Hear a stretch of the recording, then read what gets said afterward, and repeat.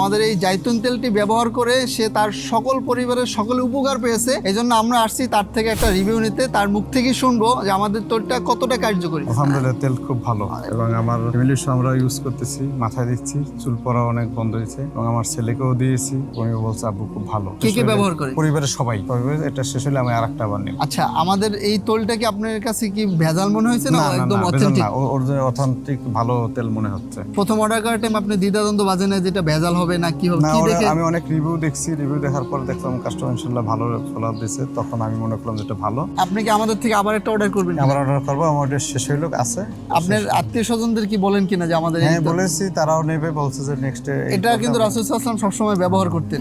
এবং আপনি কি শুধু এটা মাথায় ব্যবহার করেন না দাড়িতেও ব্যবহার করেন? দাড়িতে, নাকে মুখে। ওই ইমাম সাহেব হুজুর বলছিল যে জয়তুনের তেল নাক মুখে দিলে ত্বক ভালো থাকে, ত্বক ভালো থাকে, জল থাকে, হাত পা নরম থাকে। এই জন্য আমি ওটা। তা আপনি এটা ব্যবহার করার পর কি আপনার হাত পা নরম থাকে? হ্যাঁ, সব থাকে। নাক মুখ দিলে, মুখে দিলে এটা একটু ভালোই দেখা যায়। আপনার ত্বকে খুশখুশে একটা ভাব থাকে, ত্বক শক্ত হয়ে থাকে, তারা কিন্তু এই জাইতুন তেলটি নিতে পারেন। এতে করে কিন্তু আপনার এটা সফট থাকবে। এটা আমি বলতেছি না, যে আমাদের আঙ্কেল উনি 5 ওয়াক্ত নামাজ পড়েন, উনি বলছে যে ওনার শরীরে এটা ব্যবহার করলে তাহলে ওনার ত্বকটা সফট থাকে, নরম থাকে।